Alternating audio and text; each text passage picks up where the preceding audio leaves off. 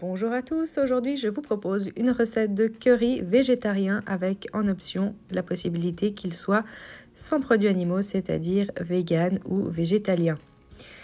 Vous voulez la recette? Eh bien c'est parti, voici les ingrédients que j'ai utilisés.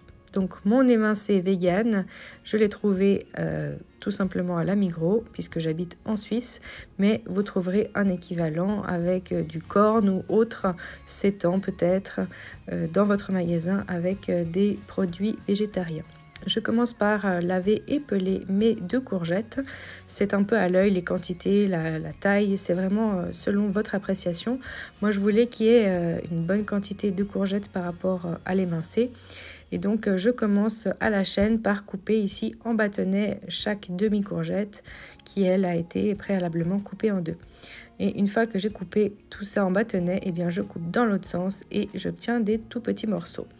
Il devrait plus ou moins avoir la taille de l'émincé de corne que j'avais, histoire que ça se fonde bien dans la masse. Donc une fois que tout ça a été découpé, je vais venir le mettre dans une grande poêle. Une poêle avec des rebords assez grands, donc presque un wok si on veut, avec un petit peu d'huile. Et puis je vais ajouter aussi des oignons que j'avais surgelés déjà tout prêt découpés en petits morceaux. Donc de l'huile aussi dans une casserole à côté, puisque ici je vais mettre du riz. Donc du riz avec de l'huile pour le moment, et puis comme je disais, je vais rajouter des oignons et dans le riz et avec les courgettes pour pouvoir donner un petit peu de goût, mais pas trop non plus. Donc vous voyez, ce sont des tout petits cubes d'oignons. Mais si vous avez de l'oignon frais, faites-le toute seule évidemment. Ici donc maintenant, je commence à laisser un petit peu chauffer avec le feu au maximum pour que ça commence à prendre un petit peu, que le riz devienne un peu transparent avec les oignons. Et puis je vais venir ajouter mon émincé végétarien.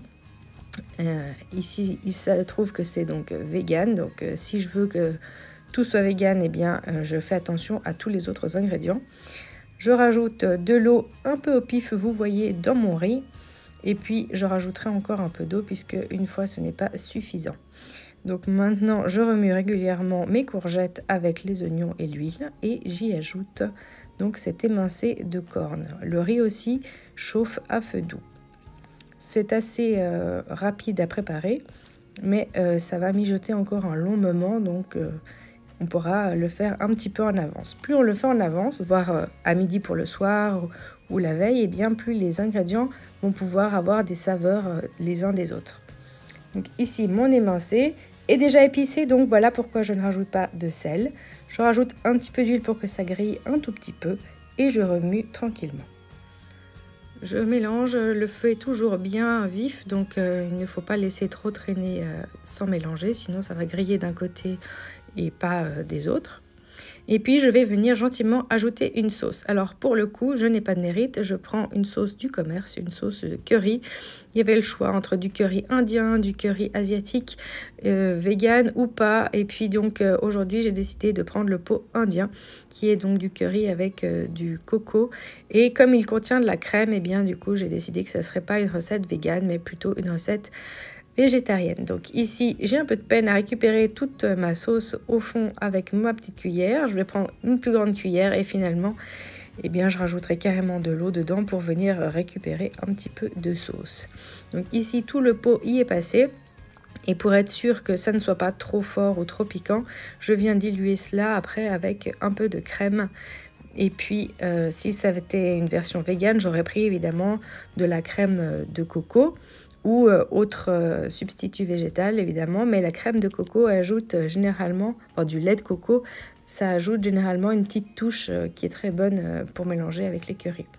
Donc ici, moi je trouve ça beaucoup trop épais, et donc avec de la crème, ça va rajouter du liquide, et puis comme je vous ai dit, le pot, comme j'ai un peu de peine à récupérer tout ce qu'il y a dedans, eh bien je vais simplement y mettre de l'eau pour récupérer ce qui reste de sauce, et ça rajoutera encore un peu de liquide dans mon curry. Donc un tout petit pot de crème, il faut vraiment y aller selon la consistance que vous avez envie. On pourrait le laisser sans crème ici, mais moi j'avais envie que ça soit un petit peu liquide pour que quand on mélange ça avec le riz, eh bien ça fasse un peu une sauce qui puisse être imbibée par le riz. Et donc voilà, le riz, il faut bien sûr le mélanger de temps en temps. Et pareil pour cet émincé au curry. Ce que j'apprécie énormément avec le curry, c'est le goût de la coriandre. Donc comme mes enfants n'apprécient pas trop, je ne vais pas la mettre directement là-dedans, mais sur la fin pour la décoration uniquement pour les adultes. Mais ça serait encore délicieux d'y ajouter à l'intérieur du plat. Maintenant, c'est terminé. Pour le moment, il y a une pause dans la recette. Je vais laisser mijoter ça à feu très doux, donc 2 sur 9. Et 1 heure après, eh bien, tout a été cuit et tous les parfums se sont mélangés. Je peux cisailler ma coriandre lavée, sans les tiges, dans un verre avec une paire de ciseaux.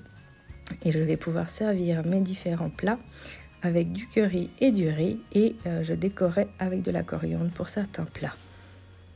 Si vous n'aimez pas la coriandre, c'est totalement optionnel. Vous pouvez remplacer par du basilic ou du basilic thaïlandais. Et sinon, vous pouvez simplement laisser sans rien.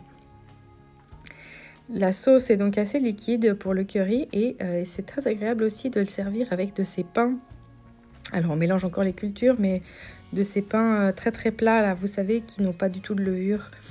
Ces pains, j'ai envie de dire marocains, arabes en tout cas. Et ici, maintenant que tout a bien été mijoté, donc c'était pendant un long moment très très doux, 2 sur 9, et bien maintenant je vais servir mes différentes assiettes. Donc avec des proportions selon les appétits des convives évidemment. Je commence par remplir toutes mes assiettes avec le riz. Évidemment, vous ne le verrez pas, les enfants ne le verront pas, mais il y a quelques oignons dans le riz. Blanc du riz, blanc des oignons, ça passe inaperçu, mais ça donne une petite touche de goût. Et donc, je n'ai rajouté aucun moment du sel, parce que pour moi, la sauce curry avait suffisamment de sel. Les plats du commerce sont souvent trop salés à mon goût, mais si vous préférez rajouter encore du sel, eh bien, je préfère vous le laisser faire dans votre assiette directement. Ici, j'aurais pu aussi faire moi-même le curry en prenant soit de la poudre de curry, soit en faisant un mélange d'épices, puisque le curry c'est un mélange d'épices, mais je sais que ces pots de curry sont assez doux et bien équilibrés. Donc en cas de manque de temps, eh bien c'est une recette parfaite à mes yeux. Et voici donc avec ou sans coriandre pour vous. Je vous souhaite une bonne dégustation et dites-moi en commentaire si vous testez la recette. N'hésitez pas à liker, abonnez-vous et partagez le lien.